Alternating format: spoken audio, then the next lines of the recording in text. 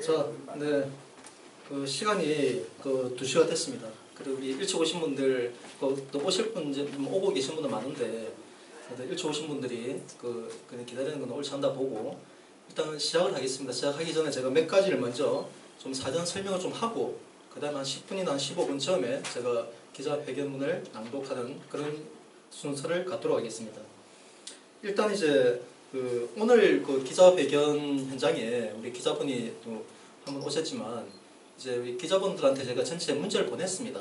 원주 지역, 우리 강원도 지역하고 다 한 150명에게 보냈는데, 보낼 때 이번만큼 제가 특별하게 민주노총 졸개를 자처한 언론노조, 매국 집단 언론노조는 참석하지 않으셔도 됩니다라고 내가 문자를 보내줬어요.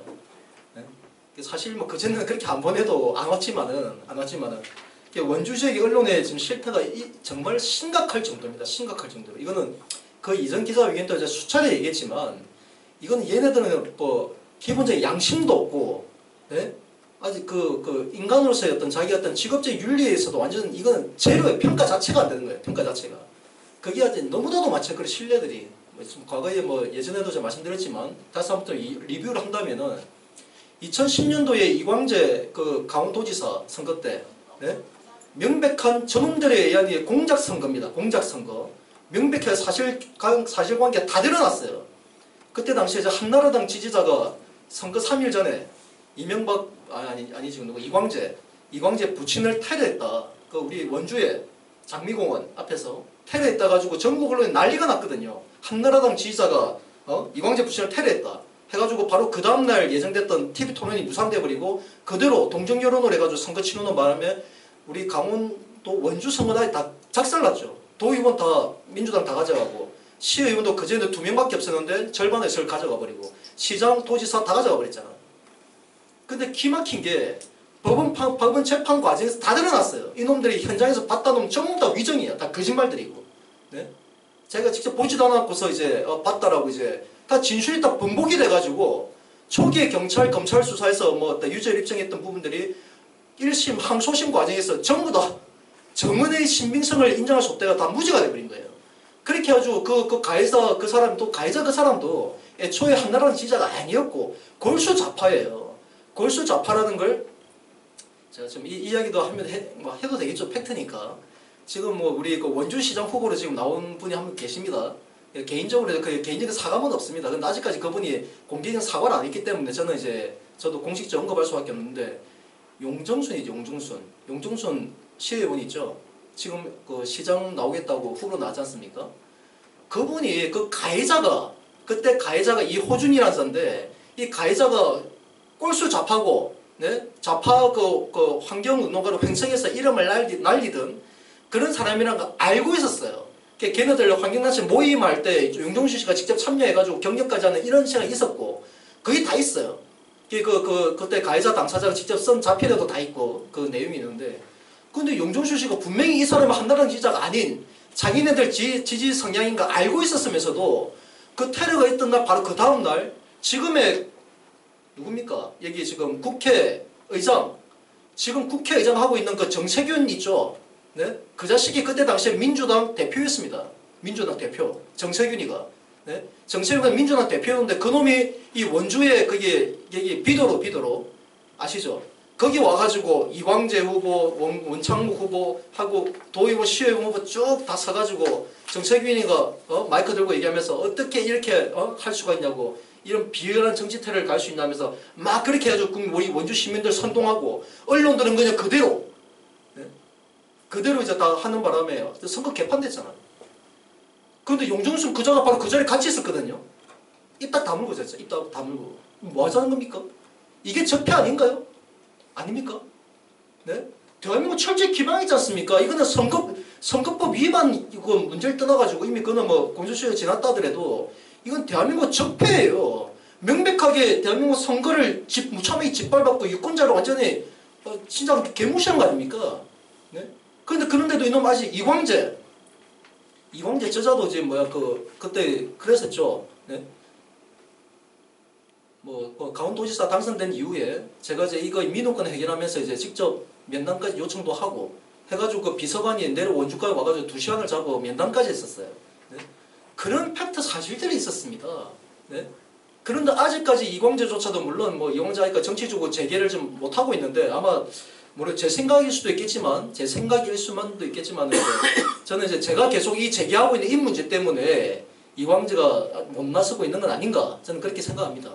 그래서 지금 이제 저를 음해하기 위해서 이제 온갖 별의 이제 음해공작이 다 들어오는데 죄송하지만 저한테는 안 통합니다. 저한테 어떤 음해공작 백날 해봐도 저한테 통하지 않는다는 걸 미리 제가 공개적으로 말씀드리고 아무튼 이런 사실들이 있었어요. 이건 또 흥미로운 것도 있습니다. 제가 아까 처음에 언론노조 좀 얘기했는데 지금 MBC, 지금 원주 MBC 그 언론노조 위원장을 맡고 있는 그 차성은이라는 기자가 있어요. 차성은. 그때 당시에 이제 MBC 그 기자였죠. 그 친구한테 내가 전화를 했었어요. 이런 문제에 대해서. 당신 그거 모르고 있었냐? 그 가해자가 민주당 그 지지하는 거 몰라고 모르고 있었냐고. 그 사람 나한테 뭐라고 항변한 줄 압니까? 그거 다 녹음 다 기록 다 있습니다. 저는 진실만 얘기하기 때문에. 그 MBC 그 기자란 자가 그래도 영향이 있는 그런 위치에 있는 사람인데 자기는 그거 알고 있었기 때문에 자기는 보도를 안 했대요. 자기는 기사를 안 썼대요. 자기는 그 사람 알고 있었기 때문에 안 썼대요. 왜 나한테 따지지 말라 그러는 거예요. 근데 딱 확인해보니까 그러면은 야 춘천 MBC에서 보도가 나왔는데 네가 원주 MBC에서 그런 위치에 있으면 당연히 바르게 제보해가지고 거짓된 정보 바로 잡아야 될 책임이 있지 않느냐? 사실 아닙니까? 팩트 아니에요? 네? 이런 심각한 일들이 이 원주 땅에서 진짜 벌어졌다는 겁니다. 어느 누구도 책임 안 지고 이런 참 그래서 뭐 말로 뭐 하면 드리겠지만 네, 그 부분은 이제 여기서 잠시 제가 중단하고 지금 제가 여기 보시면은 그 우리 현수막에도 있죠. 그 원주제일교회 분쟁 종식을 위한 경찰 당국과 기독교인의 자세에 대해서 그리고 이제 사회에 이정표가 되어야 할 교회 내 종교 질서 파괴 실태 고발 그리고 경찰 당국은 법치 질서 확립을 위해 엄정한 법 집행하라라는 이 주제로 내가 곧 할 텐데 최근에 아마 그 지난 주일날 11일인가요? 10일인가? 어쨌든 11일이구나. 지난 주일날 서울교회라고 그 JTBC에서 크게 방송 떴었습니다. 서울교회라는 그것도 똑같은 통합책이에요. 이 원주제일장로교회와 동일하게 통합책인데 그 통합책이라는 그 교파 이름입니다. 장로교 내도 이제 여러 교파가 있는데 그 중에 통합책인데 거기서 이제 성도들 간에 막 폭력 사태가 난무하고 해가지고 뭐 문을 집게 때려 부수고 이런 것들이 이제 JTBC에 대대적으로 나온 거예요. 네? 그러면서 한국 교회를 막 매도하는 거죠. 매도하면서 이제 한국 교회가 뭐 이따위 폭력자 이렇게 언론에서 그렇게 나왔단 말입니다. 자, 근데 그런 일들이 왜 발생했는지 아셔야 됩니다. 네? 교회가 왜 목사님이나 이런 분들, 성직자분들이 왜 그렇게 폭력적으로 해가지고 그 교회를 이제 들어가려고 하겠냐고요. 근데 제가 이 원주제일장로교의 분쟁의 과정을 처음부터 같이 지내오면서 보니까 그럴 수밖에 없어요, 이게. 왜 그럴 수밖에 없느냐? 현장에 출동하는 경찰관들이요. 경찰관들이 그냥 방관합니다. 종교 문제라는 이유로. 종교 내부의 문제이기 때문에 치고박도 피가 터지고 싸우든 말든 지켜본다는 거예요, 그냥. 예? 그러니까 뭐 목사님 쪽이 정당한 목사님 쪽 성도 뭐 왜 이거밖에 안 되냐? 목사님 쪽 지지자 성도 좀 더 모아가지고 뭐 집단 패싸움이라도 시키는 것처럼 경찰들이 그따위 말을 해요. 그따위 말을. 근데 기가 막혀가지고 네? 어떻게 지금 대한민국 법치국가가 머리수가 많으면은 네? 목소리 크면 그게 법입니까? 그게 법치주의예요? 그게 법치국가예요? 이런 현실이 현장에서 벌어져요. 그때 당시에 이제 원주에 그 관계되는 경찰관한테 하는 얘기가 그런 말합니다. 경찰관들이 목사님이 아무리 정당하더라도 목사님 교회 들어가는 거 정작 할 수가 없다. 할 수 없으니 목사님이 쉽게 말하면 용역을 쓰든 예? 경호원들 용역을 쓰든 그렇게 해가지고 자력으로 들어가야 됩니다. 이렇게 얘기합니다. 근데 처음에 제 귀를 좀 의심했었죠. 야, 뭐 그럼 뭐야? 이거는 이제 앞으로 대한민국은 이제 법도 없고 자력으로 문제를 해결하라는 말인가? 지금 서울교회가 그렇게 해서 그 사태가 벌어진 거예요. 목사님이나 그분들이 잘못해준 게 아니라 그 당국이 법질서를 준수하고 법질서를 유지시켜야 될 현장에서 해야 될 그 경찰관들이 현장에서 그렇게 존경하고 있어요. 존경하고. 네. 그 게다가 막 어떤 폭력 사태나 이런 거 있으면은 뭐 체정다 해가지고 고소 고발하면은 추후에 자기들 조사해가 처벌하겠다. 말이 됩니까 말이? 네. 그래가지고 원주 제일장로교회도 지금까지 교회에 이제 이미 3년 넘게 지금 분쟁이 이어져 오고 있는데 교회 내에서 지금 그 고소 고발이 그러니까 성도 간에 그리고 목사님이 이제 그 일부 시위대척 그리고 시위대척에서 목사님을 상대로 전부 다 포함해서 물론 저까지 포함되어 있습니다. 포함돼가지고 100여 건이 넘어요. 100여 건이. 네? 이게 말이 되는 얘기입니까? 매주 갈 때마다 이제 불법 행위가 자행되니까 경찰관은 그냥 고소하래요. 고소하래요. 계속 그래요. 그 고소 고발 남발 사태를 경찰관들이 독려하고 있어요. 독려하고. 이게 대한민국에 있을 수 있는 일입니까? 저도 한때는 진짜 그 경찰 공무원을 내가 자원까지 했고 시험까지 응시했지만 내가 경찰관이었으면 나 진짜 수치스러워요. 수치스러워. 네? 내가 왜 경찰관 하고 있나? 네? 그런 법 질서가 유린되고 맹비키 불법인데도 불구하고 방치해요. 그대로. 그래가지고 제일장로교 원래는 3년까지 갈 이유가 전혀 없었어요. 원래 애초에 초기에 6개월 이내도 금방 정리가 될 수 있는 그런 사안이었는데 경찰 관계자들이 와가지고 그렇게 불법 행위자도 비호해버리는 거예요. 내버려둬 버리는 거예요. 그냥. 그 고소고발 진행되는 거는 뭐 해가지고 뭐 그 검찰하고 이런 데서 계속 시간 질질 끌고 이렇게 하는 사이에 걔네는 실질적으로 교회를 장악해버리고 자 그런 일들이 지금 이제 그동안 벌어졌습니다. 이게 좀 매우 심각한 현실입니다. 이게 이제 원주 지역에 제가 그 언급하겠지만 원주 제일교회가 정말 큰 교회예요. 역사가 있는 교회예요. 역사가 있는 교회인데 지금 여러분들 아시지만 우리 한국 사회가 얼마나 혼란스럽습니까? 온통 이제 진짜 국론 분열과 이거는 우리 사회 전체가 진짜 남남 갈등 게다가 북핵 해가지고 지금 북한도 미국하고 직접 대화한다지 않습니까? 대화하면 딴 거 없어요. 우리가 국민들 정말 문재인 정권 저는 솔직히 이 자리에서 말할 수 있지만 간첩입니다. 그놈은 명백히 간첩이에요. 간첩 문재인 정권 저놈이 국민을 어떻게 속이고 있는지 정신 차려야 됩니다. 역대 정부들이 북한하고 어떻게 뭐 지금 이렇게 지금처럼 이런 화해 제스처 할 줄 몰라서 안 했겠습니까? 착각하지 말아요. 네? 문재인 같은 식으로 저 따위로 대한민국을 망국으로 하려고 하면 벌써하고도 남았습니다. 적과 통일은 벌써 했겠죠. 북한이 원하는 게 그건데 우리가 왜 지금까지 이렇게 지켜오고 북한에 대해서 북한 동포들이 그렇게 굶주려 죽어가면서까지 그걸 우리가 정말 지켜봐서는 안 되지만 그거는 그럼에도 불구하고 지금 끌어왔던 이유가 뭡니까? 자유예요. 자유. 자유라는 그 소중한 그 가치를 이 나라 이 땅에 그리고 북녘 땅에 동포들에게 자유와 민주화를 심기 위해서 우리가 지금까지 기다려오고 지금까지 통일을 준비해온 거 아닙니까? 좀 문재인식으로 하자면 적과 통일은 적과 통일. 네? 자유가 없어요.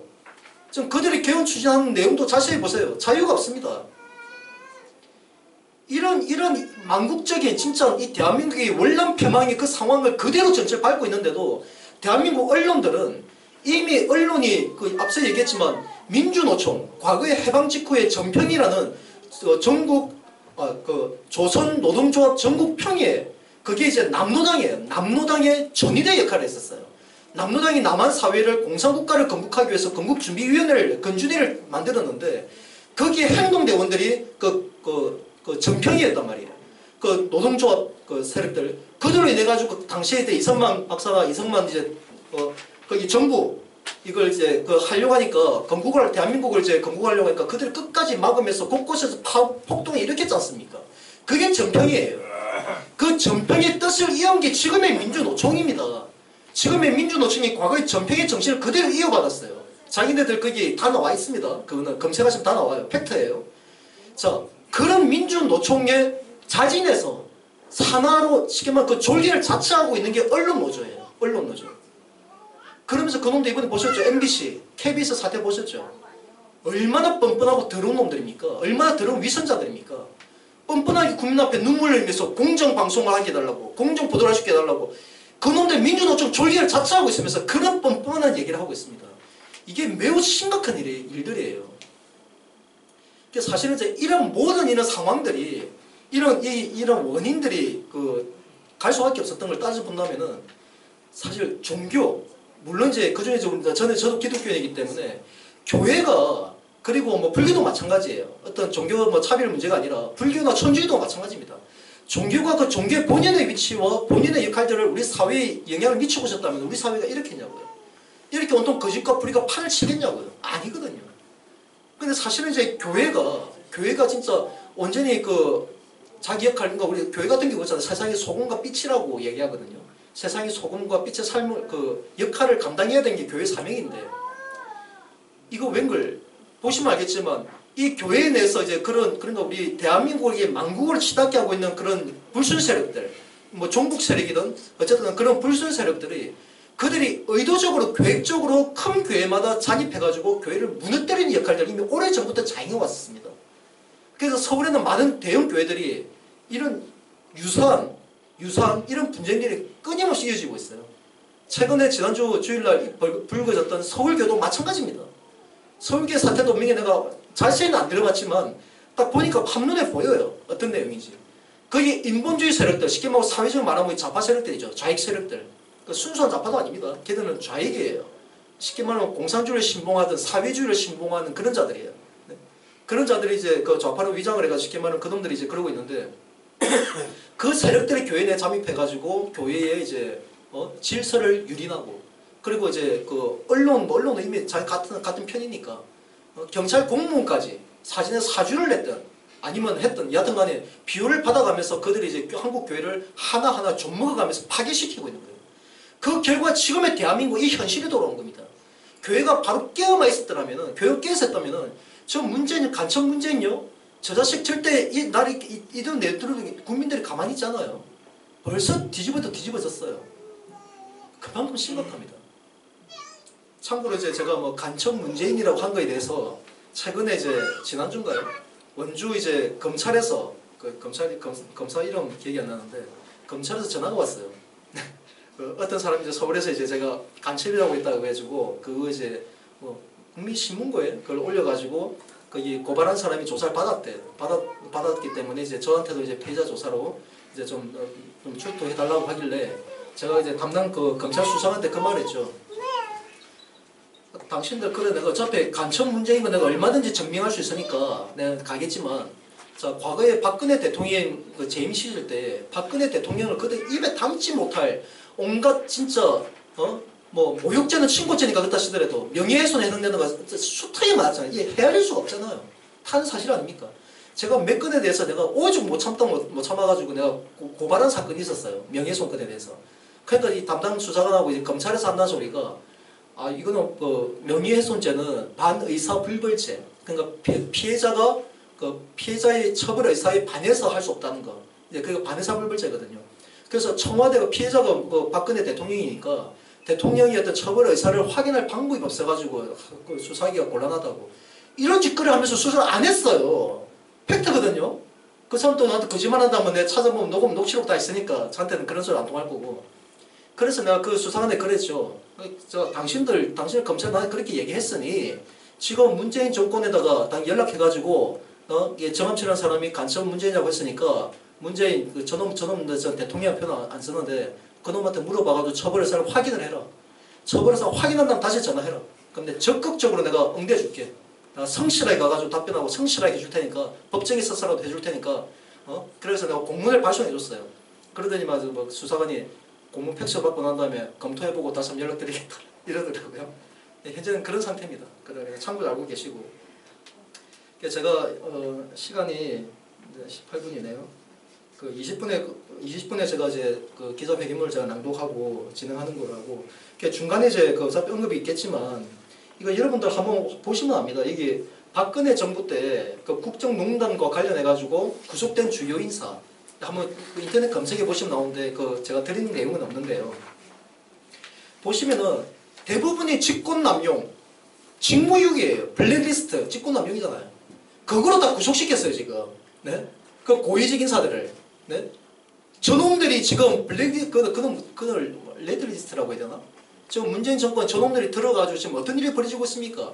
지금 실례로 MBC, 서울에 있는 MBC 아시죠? 그 김세희 기자가 그 선글도 최근 한번 보신 분도 아시겠지만 어떤 일들이 벌어지고 있는지 MBC 내에서. 네? 과거에 이제 저희들 그 노동쟁의하고 할 때 거기에 파업에 동참하지 않았던 이제 방송 직원들은 그래서 전부 다 좌천시켜요. 다 20몇 명을. 다 자천시켜가지고 그러면서도 저 자식들이 지금 뻔뻔하게 저에게 거기 쳐들고 있어요 지금. 이거 매우 심각한 현실입니다. 이거는요 뭐 어차피 조만간에 저도 이건 되면은 그 언론노조 그 프레스센터에 있는데 그 앞에 가가지고 제가 이제 정말 집회를 하면서 그놈들 고발 기자회견 할 건데 심각합니다. 지금 언론 노조에 가입되어 있는 기자들 정말 정신 차려야 됩니다. 그래도 사회의 엘리트급들이고 사회의 리더자 되는 사람들이 어떻게 스스로 양심까지 밟고 한 번만 생각하면 될 걸. 언론이면 공정성이 생명이야 왜 말은 그렇게 하면서 어떻게 과거 공산국가 건국을 위해서 건설을 위해서 전위대 역할을 했던 전편의 후예를 자처하고 있는 민주노총 졸개를 자처하고 있다는 게 수치스럽지 않나고요. 이건 대한민국 언론사에 있어가지고 정말 수치로 길이 남겨놔야 됩니다. 진짜 잊지 말고. 이런 일들이 지금 벌어지고 있어요. 그런데 지금 이 경찰들, 이 박근혜 정부 있고 고위 간부들도 전부 다 이제 직권남용 직무유기로 다 구속되고 그랬는데, 이 원주 경찰서장하고, 이분들은 와가지고 그냥 불법을 다 방관해요, 그냥. 이게 현실입니다, 현실. 자, 나중에 이제 기자회견장 먼저 낭독을 하고, 이후에 또 추가 부연 설명하면서 질문이 있으면 이제 제가 좀 질문을 좀 받는 시간을 갖도록 하겠습니다. 자, 보도자료 나눠드린 걸 좀 보시면 원주 제1교회 분쟁 종식을 위한 경찰 당국과 기독교인의 자세, 사회의 이정표가 되어야 할 교회 내 종교 질서 파괴 실태를 고발합니다. 경찰 당국은 법치 질서 확립을 위해 엄정한 법을 집행하라. 원주 제1교회는 광복 후 원주 지역에 최초로 세워진 장로교회로 1946년 9월 28일에 22명의 성도들이 모여 가정집에서 감격적인 설립 예배를 드린 후 오늘날 창립 72주년을 맞이하고 있습니다.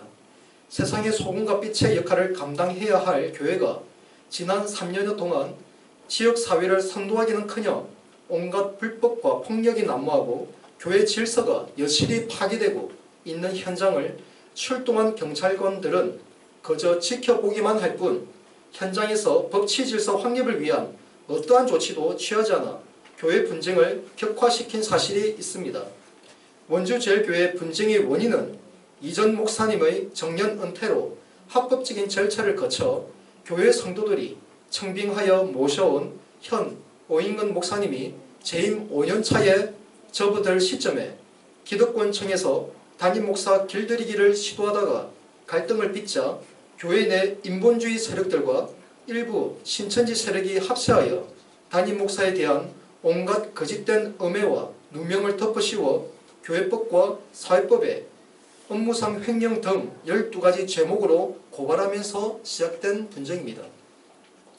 그러나 경찰과 검찰에서 1년여 이상 면밀히 혐의 조사한 결과 모두 무혐의가 나왔고 원주 법원에서조차 오인근 목사의 교회 대표자 자격과 자격 인정과 예배 방해 금지 가처분 판결이 나왔음에도 불구하고 교회법에서 불이한 판결로 유죄 판결되자 분쟁 현장에 출동한 경찰관들은 종교 문제라는 핑계를 대며 법원의 판결조차 무시하는 태도로 일관했었습니다.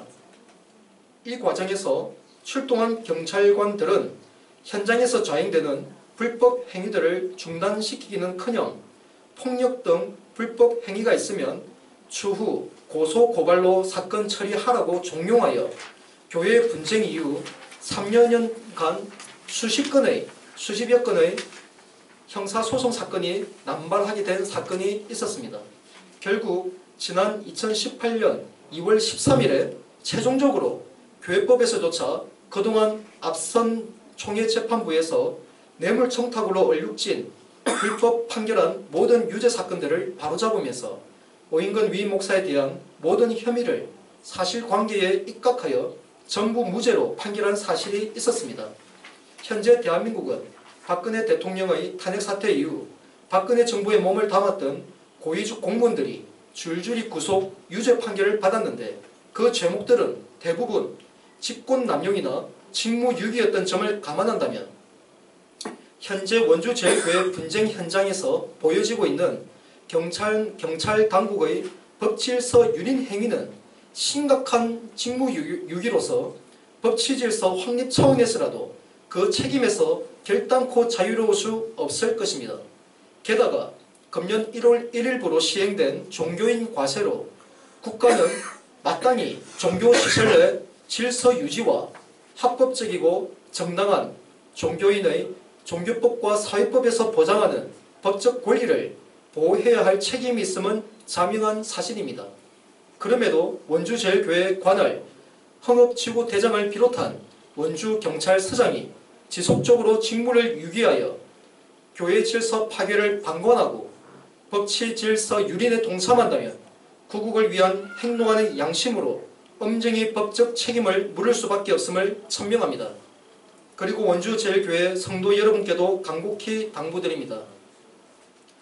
교회와 신앙의 본질을 돌아보아 더 이상 거짓과 불의한 편에 서서 교회 질서 파괴에 동참하지 마시고 지난 3년여간 온갖 거짓된 음해와 모욕과 참담함을 겪고 오면서도 끝까지 인내하며 교회의 질서 회복과 성도 여러분의 영성 회복을 위해 쉬지 않고 기도해 오신 오인근 위임 목사님을 따뜻이 맞이하여 성도 여러분 모두가 속히 본연의 자리로 돌아가 그 동안의 교회의 상처를 서로 치유하여 원주제일교회가 원주 지역사회의 선도 역할에 앞장설 수 있도록 믿음의 실천을 보여주시길 바랍니다. 끝으로 그동안 여전히 불법 선동과 불법을 자행하며 거짓 선동과 불법을 자행하며 교회 질서 파괴와 법치 질서 유린에 앞장서 왔던 이들에게 엄중히 경고합니다.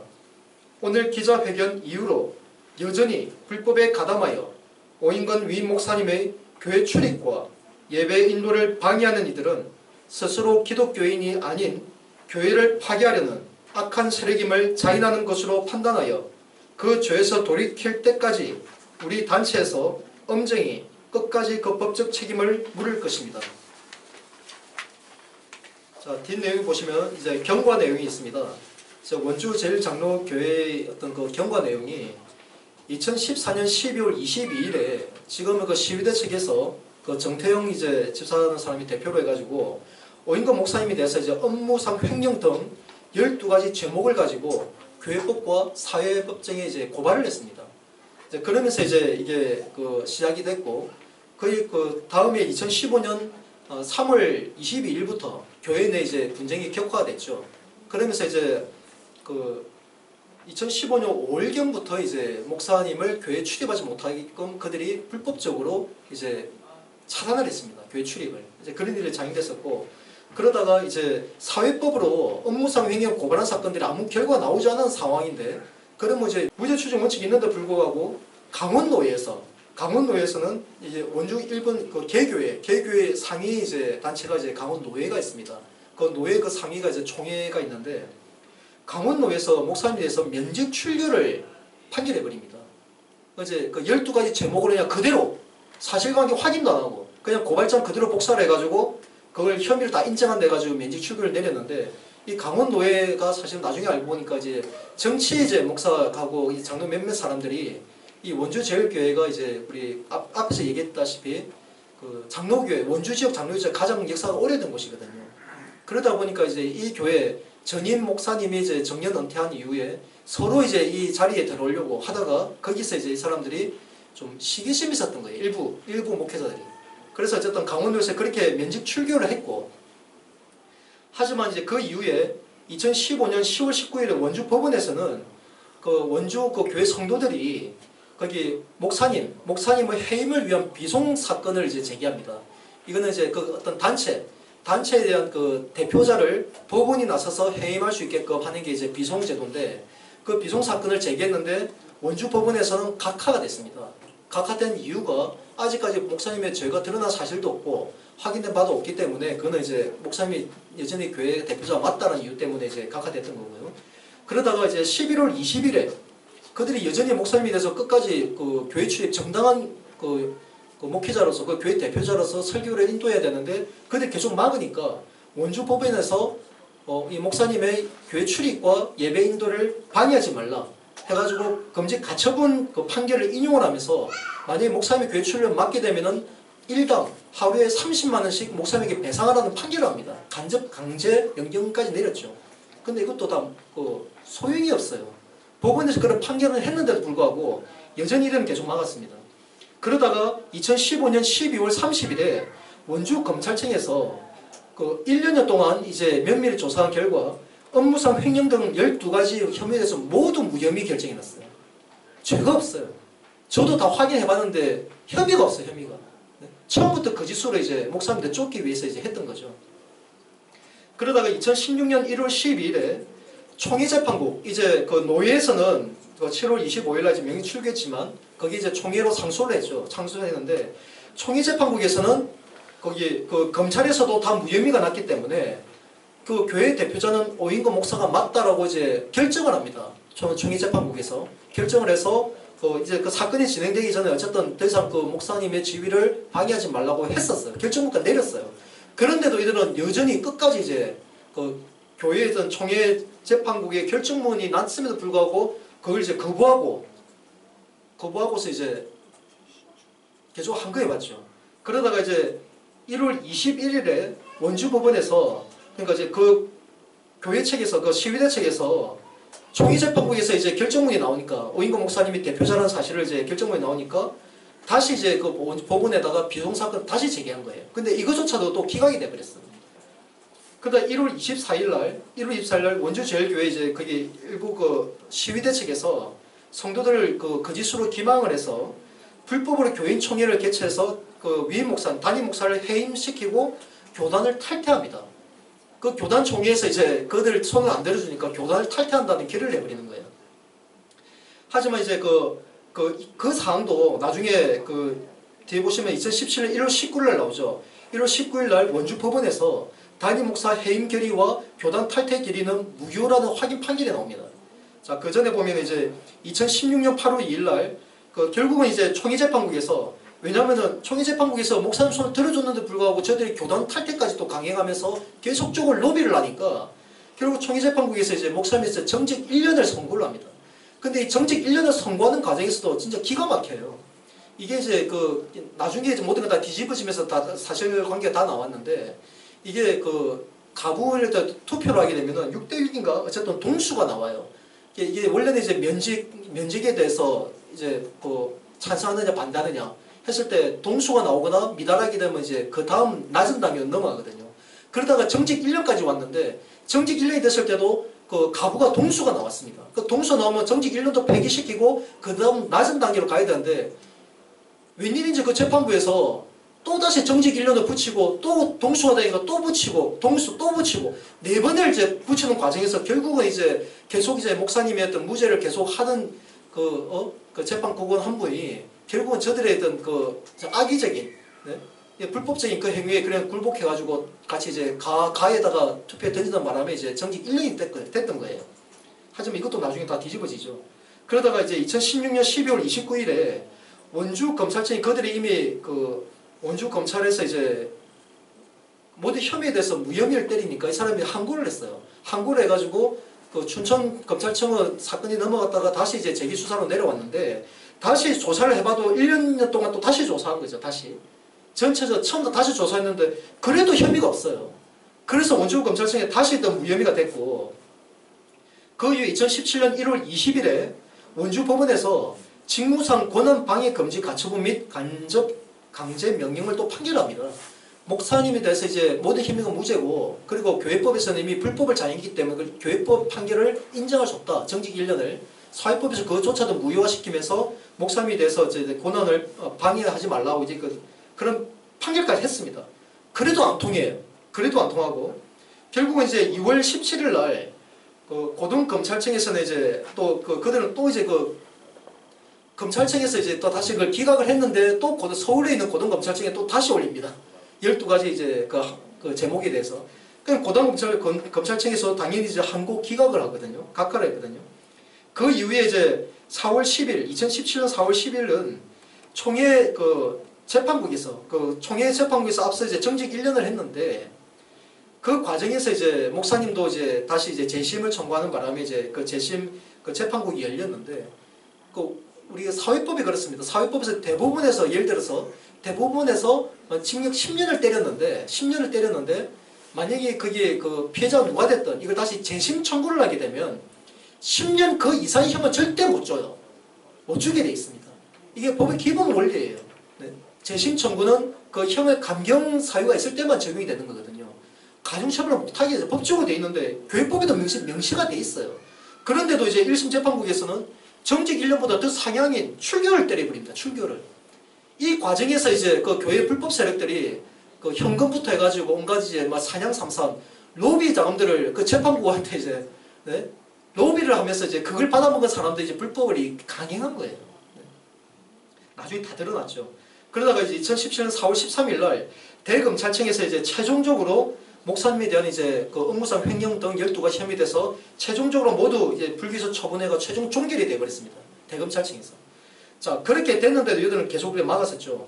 그 다음 5월 18일 날 원주 법원에서는 이제 대리당의장이 있는데 대리당의장이 또 계속적으로 목사님이 못 들어가니까 대리당의장이 교회를 이제 계속 운영하고 있어서 더 이상 대리당의장도 이제 목사님의 어떤 권한을 침해하지 말라고 또 간접명령을 내렸고 그런데 또 2017년 8월 31일 날 또 총회 이제 이게 교회법입니다. 여기까지 교회법인데 총회 재심 판국에서 또 가중 처벌한다 하면서 출교를 또 내린 것도 불법인데 또 거기다가 면직 출교를 내가지고 그냥 출교는 목사님이 이제 거기 한 그 교단이나 이제 거기에서만 출교가 될 뿐 목사라는 직분을 유지할 수가 있어요. 근데 면직이라는 거는 목사의 지위 자체를 파멸시키는 거예요. 파멸시키는 거는. 또 가중해가지고 가중처벌도 합니다. 이것도 불법이에요. 결국 이런 과정이 결국 이제 2018년 올해 1월 11일이죠. 1월 11일 날 원주법원에서는 그 제1교회 당회장 및 위임 목사를 확인한다라고 판결 선정적으로 해요. 그러니까 사회법에서는 기가 막힌 거예요. 목사님이 죄가 없는데 다 사실관계 다 확인하는 게 죄가 없는데 교회법에서는 무슨 이제 법까지 질서까지 자체의 규정까지 다 어겨가면서 계속적으로 불법적인 판결을 해가지고 목사님을 정직 1년을 했다가 출교했다가 면직 출교까지 사회법정에서 판사가 보더라도 이거는 말이 안 되는 판결이 벌어지니까 사회법원에서 교회에서 판결했던 거 다 무시를 해버린 거예요. 이거 다 인정할 수 없다. 그렇게 됐던 거예요. 자, 그런데도 불구하고 경찰들이 현장을 와가지고 뭘 했느냐면은 법원에서 그렇게 판결을 했는데도 불구하고 교회법에서는 유죄가 됐잖아요. 그 핑계 대면서 저들 불법 행위를 방치해왔거든요. 자, 그러다가 마지막 최종적으로 2월 13일 날 그 통합청 이제 총회 그 재판국이 너무나도 불법과 비리가 많아가지고 작년 9월경인가 그때 저 총회를 그 열면서 새로 재판국이 이제 그 교체 다 교체시켜버린 거예요. 그 불법에 다 교체시켜버리고 거기서 이제 그 판결문이 나온 거예요. 그 판결문이 매수가 진짜 뭐 장대합니다. 한 30페이지네. 30페이지가 되는 이제 이거 총회 재판국에서 판결하는데 이전에 있던 그 교회법, 노예부터 해가지고 총회 재판국, 총회 1심 재판국, 그냥 가중처벌한 거 모든 것들이 절차적으로 사실관계 전부 다 불법이라는 것들을 상세하게 명시가 다 된 거예요. 네? 그러면서 이제 총회 재판국에서 이제 교회법에서조차 이제 목사님이 돼서 무죄다. 전부 무죄다. 죄가 없다. 그리고 오히려 그 이전 재판국에 참여했던 재판국장이나 이들의 불법 행위까지 그대로 적시까지 해놨어요. 판결문에. 자, 사태가 이 지경까지 왔습니다.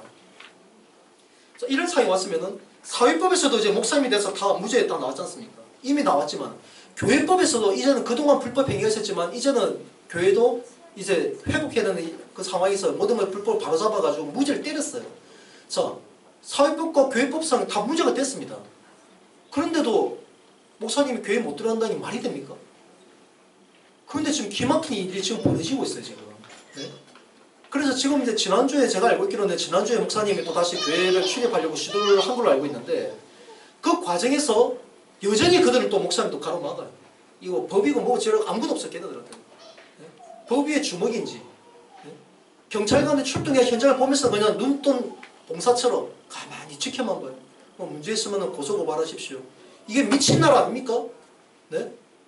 이게 있을 수 있나요? 이런 나라에서 이거 뭘 기대합니까? 이런 나라에서. 네? 그럼 경찰들 뭘 믿고 우리가 그 어떤 혐의가 있으면 조사받고 왜 합니까 우리가?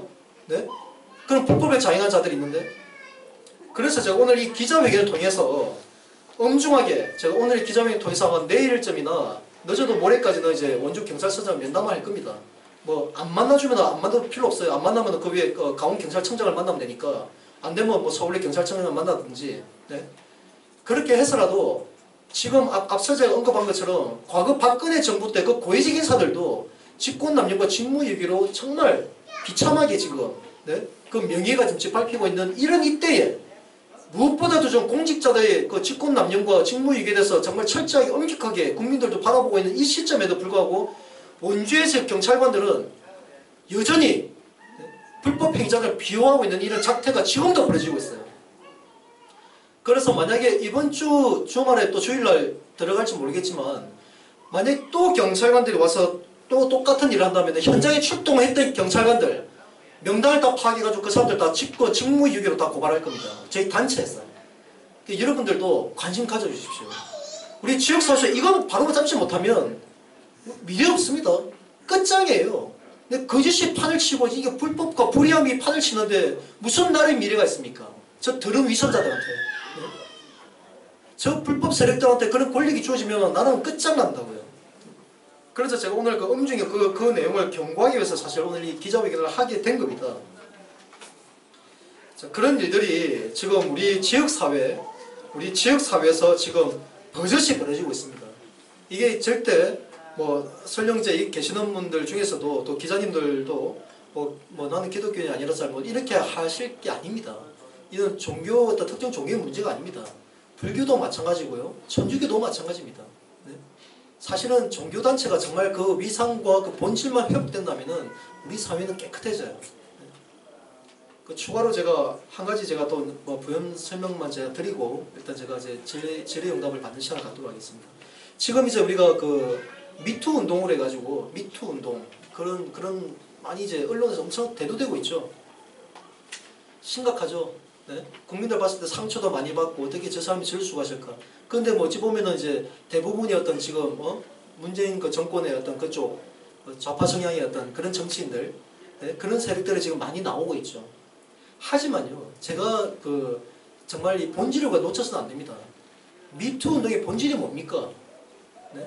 근데 그분들이 개개인적으로 일단 몰라요. 일단 그분 개인 사생활들이기 때문에 서로 원해서 그런 불륜적인 면을 가졌다가 나중에 이제 이의 제기한지는 모르겠지만 그거보다 더 중요한 것은 뭐냐면은 지금 우리 사회에 지금 그 팽배한 그 음란 문화들 있잖아요. 음란 문화들.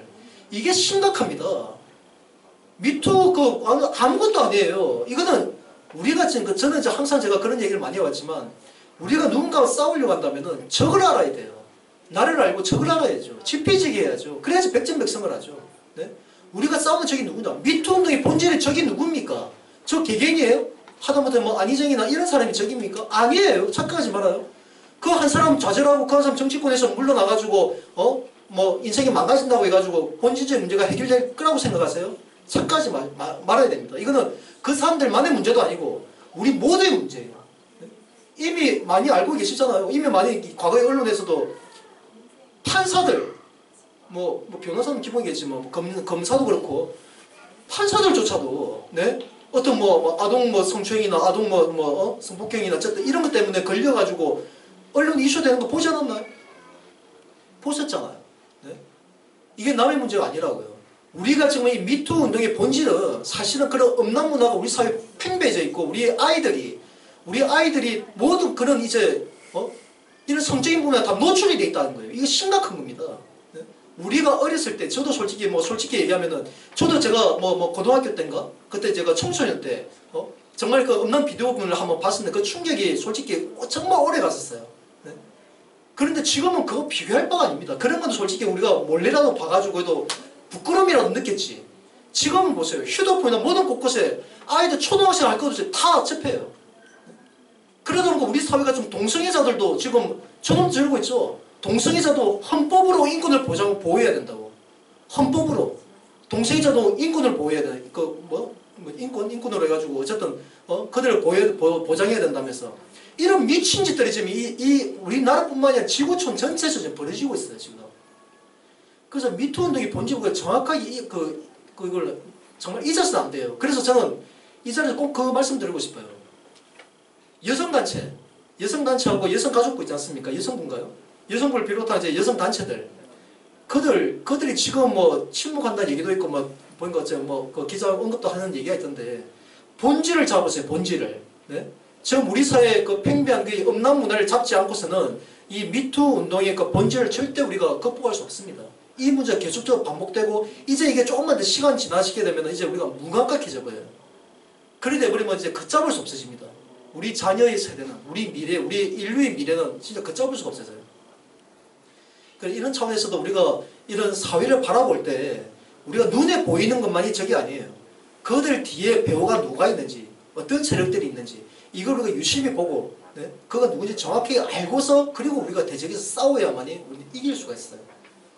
그래서 제가 사실 오늘 미투 운동부 관련해서 제가 별도로 원래 제가 기자회견을 하려고 했던 건데, 지금 오늘 그 기자회견을 통해서 잠시 이 부분을 제가 언급을 드렸습니다.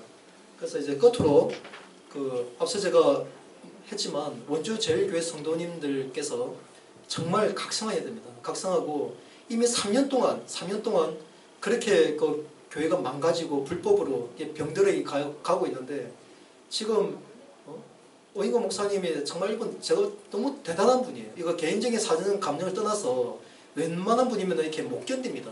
3년이라는 시간을. 제가 이미 과거에 제가 서울에서도 많은 대형 교회의 어떤 분쟁 과정들을 내가 직접 목격도 하고 관여도 하기도 하고 했지만, 모든 교회는 보면 항상 이제 목사님 반대파가 있으면 목사님 지지파가 있어요. 지지파가 있었어요. 그런데 이 목사님은 5년을 이제 그 교회에서 심호하면서 자기 편을 안 만든 거예요. 자기 편을 만들지 않고 그냥 이제 목회자로서 이제 본연의 가의 길만 성실하게 걸어온 거예요. 근데 성도들도 초기에 이게 12가지나 한두 가지도 아니고 12가지나 제기가 되니까 설마 목사님 그래? 근데 저 사람 하도 이게 간주하니까 진짜 아니 땐 굴뚝이 연기 날까? 이런 말로. 그래서 다들 성도 한 명 한 명 이제 목사님부터 떨어져 나갔던 게 지금의 모습인 거예요. 그런데도 목사님이 그걸 굴복하지 않고 떠나지 않았습니다. 왜? 만약에 떠났다면은 교회는 끝장났어요. 그들에 의해서.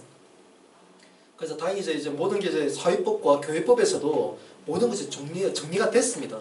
근데 아직까지 일부가 계속 이제 불법을 선동을 하면서 불법을 가담시키려고 선동하고 있는데, 절대 동요하지 마시고 신앙의 본질을 찾아서 다시 교회가 속히 회복될 수 있도록 부탁 좀 드리겠습니다. 그리고 우리 지역 사회에 계시는 분들, 그리고 원주 지역 교회는 다 마찬가지예요. 이거 그 교회의 문제만이 아니기 때문에 이거는 함께 극복해야 됩니다. 특히 이 경찰, 공무 같은 이 공권력의 이거 심각한 직무유기, 네? 이 실태에 대해서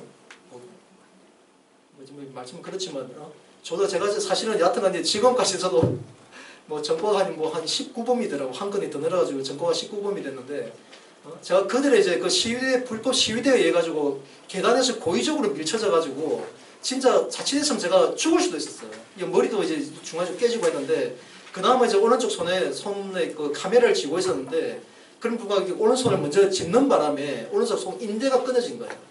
인대만 끊어졌기 때문에 다시 머리가 상처가 좀 덜 나가지고 그나마 빨리 치유됐는데, 그래 내가 이게 이제 좀 큰 수술이었거든요. 인대 이제 접합 수술을 하면서 영구장기까지 받았는데 검찰에서 고작 벌금 100만 원 때리더라고요. 고작 100만 원에.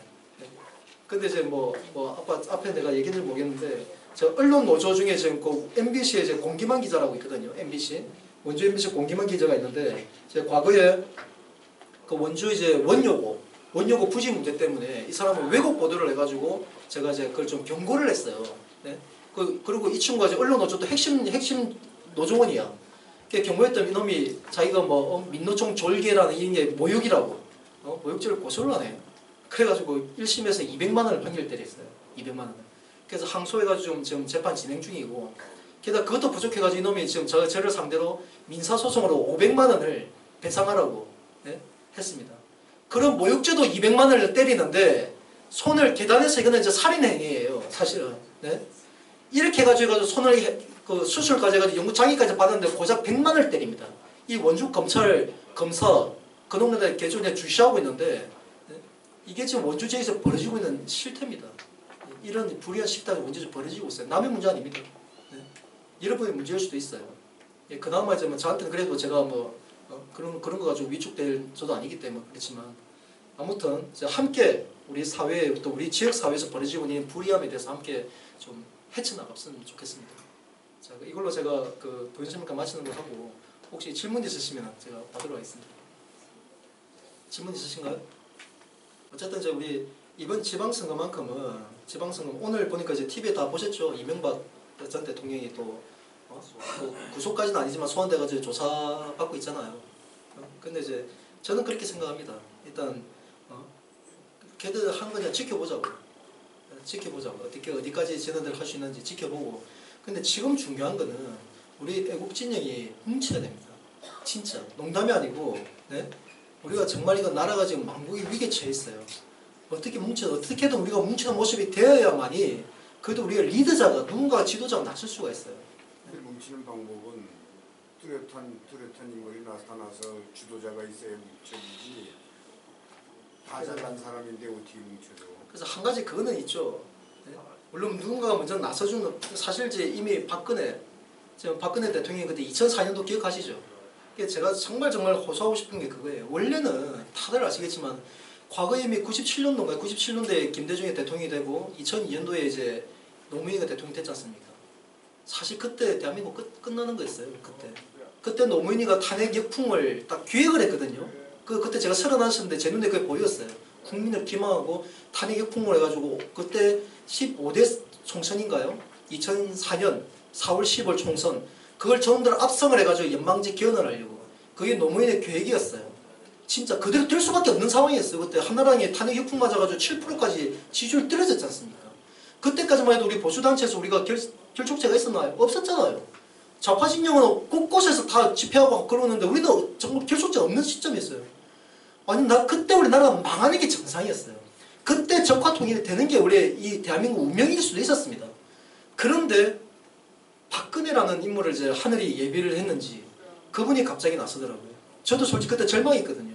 최병렬 대표 체제가 최병렬 대표가 뭘 잘못했다고 똘똘 뭉쳐도 부족 판국에 박근혜라는 박정희 대통령 딸이라는 이유로 감정진찰도 아니라고 제발 박근혜 나온 거 막아달라고.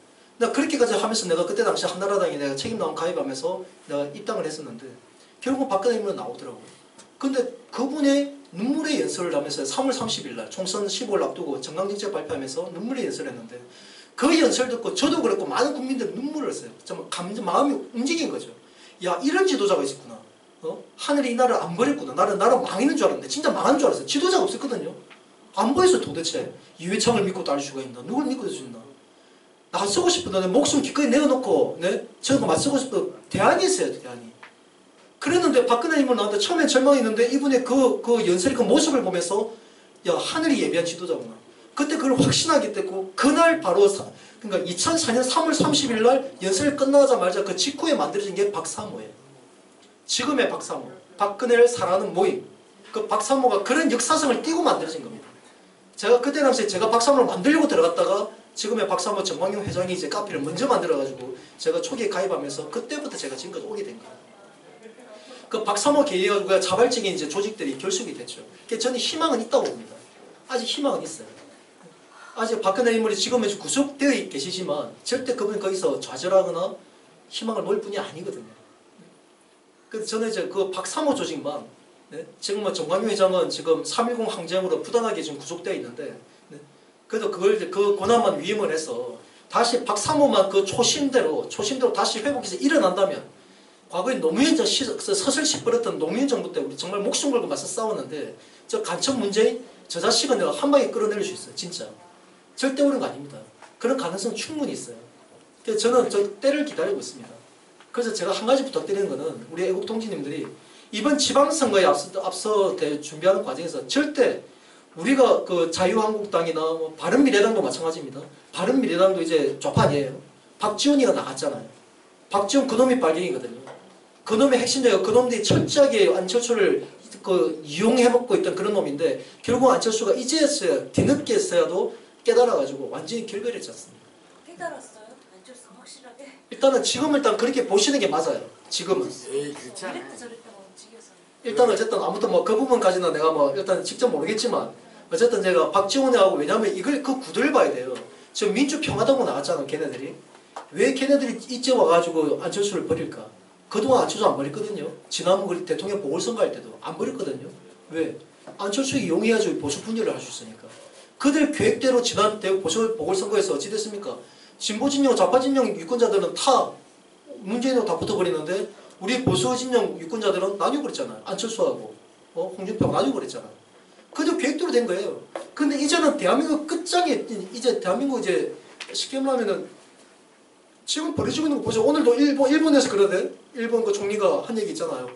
그 지금 북미 대화하고 이제 뭐 문재인 정권의 어떤 이거 뭐 협상력을 대단하고 칭송하고 있는데 착각가 많답니다. 미국이나 북한이나 일본이나 그들은 북핵이 위기인 거 맞아요. 북핵이 그들의 안보에 위협적이니까. 북핵만 해결된다면은 대한민국이 적화가 되든 사회주의가 되든 관심 없어요. 왜? 오히려 사회주의가 돼가지고 남한 경제가 파괴되고 무너져야만이 주변국들이 이익을 보죠. 그들에게는 이익이죠. 대한민국이 자유평화통일이 돼가지고 대한민국이 정말 자유평화통일이 되어진다면은 대한민국 위상은 정말 세계에서 어떤가 된단 말이에요. 그럼 일본 입장에서도 더 좋을 거 없죠. 자기네 나라보다 더 강력한 이제 나라가 바로 인근에 있으면은. 일본의 입장에서는 문재인의 어떤 그 적화통일 이거에 대해서 그냥 내버려 두는 거예요. 나라 망하든 말든. 네? 북핵만 폐기하는 게 목적입니다. 한 가지 질문 드리면 네. 그 거짓을 진실로 다 바꾸는 그 비결이 있어요? 그만한 어떤 대안이 있나? 거짓을 진실로 바꾸는? 지금 현재 모든 그 정치나 모든 사회가 네네. 거짓이 판을 치는 세상이 돼가지고 진실이 숨어버리는 세상이 돼버렸잖아요. 그러니까 지금 지도자가 어떤 그 목표를 걸고 나올 때 국민이 공감할 수 있는 목표를 걸고 나와야 되는데 어느 한 사람이 그런 사람이 없다는 거예요. 국민이 봤을 때는. 국민이 신뢰할 만큼의 누가 나오더라도 지금 원주시장만 하더라도 누가 나오더라도 그 시장 후보자가 진짜 과연 원주시를 위해서 일을 할 수 있다고 신뢰가 안 간다는 거예요. 일단 우리 그 문제를 지금 그래요. 우리 사회가 진짜 한마디로 거짓에 판을 치고 있는 건 사실입니다. 그럼 이걸 어떻게 바로 잡느냐? 네. 저는 그 사실 유심히 많이 봐왔어요. 그동안 저는 이제 제가 싸워왔던 그런 그 거짓된 세력들과 직접 대면해서 싸우다 보니까 그들 실체에 대해서 누구보다 잘 알아요. 저는 제가 이거 뭐 자만이 아니고 그들과 대화를 나누다 보니까 이제 그들을 알게 되는데 얘네들은 전략은 있어요. 걔네들은 항상 그래요. 자기네들 그 거짓을 진실로 뒤바꾸는 그들 방법이에요. 그들이 거짓을 진실로 뒤바꾸는 이런 방법들은 9가지의 진실을 얘기해가지고 국민들 현혹시켜요. 우리는 진실만을 얘기한다. 진실만을 추구한다. 그래가지고 신뢰를 얻어요. 9가지 얘기하면서. 그러다 결정적일 때 한 가지 핵심적 거짓을 함께 얘기하면서 그 거짓의 진실을 둔갑시켜버려요. 그러면 사람들은 9가지 진실을 계속 얘기하다 보니까 그에 대한 신뢰를 젖어 있다 보니까 그 마지막 한 가지도 진실로 그냥 받아들여요. 거부감 없이. 그러면서 그들의 지금 이 대한민국 이 현상을 만들어 놓은 거예요. 그럼 우리는 어떻게 해야 되느냐? 거기에 대처하려면 일단 가장 중요한 게 있어요. 저들은 얼마나 교묘한지 자기네들 선동한 그 이상으로 우리 조직 있잖아요. 우리 애국진영. 그 속에 들어가서 우리한테 거짓을 심어줘요. 계속 심어놔요. 우리한테. 그 우리는 이게 진실인지 거짓인지 확인을 안 하고 그냥 유포해버리죠. SNS라든가 각종 걸 통해가지고 해버리는 거죠. 이번에 마찬가지입니다. 이번에 동계올림픽 이제 지금 패럴림픽 진행 중이잖아요. 패럴림픽 끝나고 어떤 일이 예상되는지 제가 딱 예견을 해볼게요. 딱 깨고 예견을 해볼게요. 어떤 일이 되는지. 그 패럴림픽이 끝나고 나면은 JTBC에서 이제 팩트체크라는 프로그램 있죠? 알고 있죠? 유명하죠. 그 젊은 애들 많이 봐요. 근데 그런 거 한 번씩 봐야 됩니다. 네. 저걸 알아야 돼요. 어떻게 선동하는지. 딱 보면은 얘네들은 10중 8구입니다. 이번에 우리가 동계올림픽 과정에서 우리 애국 보수진영 쪽에서 했던 게 뭡니까? 평창올림픽은 평양올림픽이다. 뭐 태극기가 실종이 됐다. 뭐 한반도기가 올라가고 아리랑으로 이제 국가가 불린다. 이런 얘기도 많이 했죠. 많이 했었어요. 나 깜짝 놀랐어요. 진짜 그럴까? 저놈들이 어떤 놈들인데 내가 얘기했지 않습니까? 그들은 한 가지 거짓말을 진실로 바꾸기 위해서 9가지 진실을 얘기하거든요. 네? 그런데 그래 대놓고 처음부터 거짓으로 한다? 그건 상상할 수 없는 거예요. 제가 알고 있던 그들이 아니기 때문에. 그래서 제가 거기에 평창 이제 그 올림픽 거기 조직위원회인가요? 그때 직접 전화해서 다 확인을 했습니다. 그 올림픽 경기 전에 다 확인을 했어요. 확인해본 거 그게 사실이 아니잖아. 명백히. 네? 태극기가 이제 당연히 태극기가 우리가 주제국으로서 태극기가 개항됐죠. 개회식 때. 다만 이제 입장할 때만